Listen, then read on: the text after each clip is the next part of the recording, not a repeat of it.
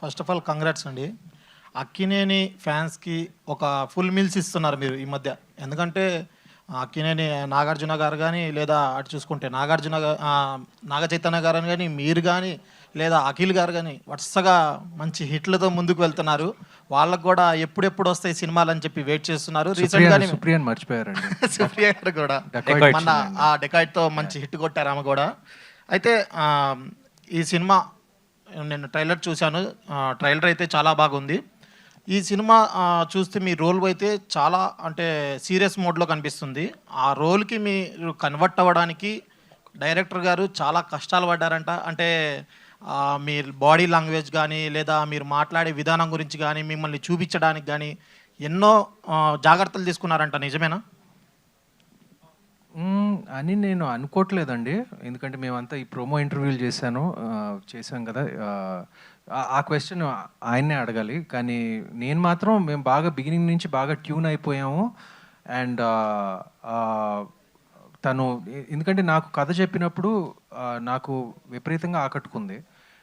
అంత ప్రిసైజ్గా, అంత కరెక్ట్గా, అంత ఏమంటారు షార్ట్స్తో సహా అంత డీటెయిల్డ్గా నాకు చెప్పి నన్ను ఒప్పించాడు. సో దాని తర్వాత నాకు అంత కేర్ తీసుకుని మేము కథలు రెగ్యులర్గా వింటామండి.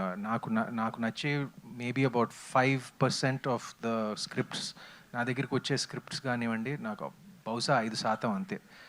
ఇమీడియట్గా నాకు నచ్చిన స్క్రిప్ట్ అయితే రావటం అయితే చాలా కష్టం. సో అది నాకు ఇచ్చాడు.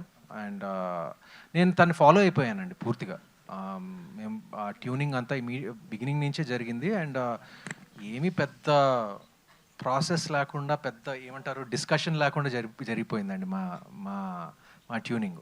ఓకే సార్, అప్పట్లో సూపర్ డూపర్ హిట్ అయిన దేశముద్రి సినిమా అసలు అంటే స్టోరీ ఫస్ట్ పూరి జగన్నాథ్ గారు వచ్చి మీకే చెప్పారంట. మీరు అప్పట్లో ఇగ్నోర్ చేశారా లేదంటే ఏంటి సార్? అది అవునండి.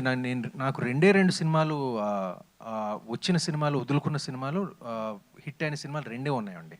ఒకటి నువ్వే కావాలి. అది నేను ఆ టైంలో యువకుడు పెళ్లి సంబంధం చేస్తున్నాను కాబట్టి డేట్స్ లేవు కాబట్టి అది వదులుకోవాల్సి వచ్చింది. అది నాకు ఒక పెద్ద రిగ్రెట్ అనుకోవచ్చు. దేశముదురు కూడా నేను నో అని చెప్పానండి అప్పుడు. కానీ ఫ్రాంక్గా చెప్పాలంటే ఆ సినిమా అల్లు అర్జున్ తప్ప ఇంకెవరు ఆడించలేరండి. నేను చేస్తే అది ఆడేది కాదు.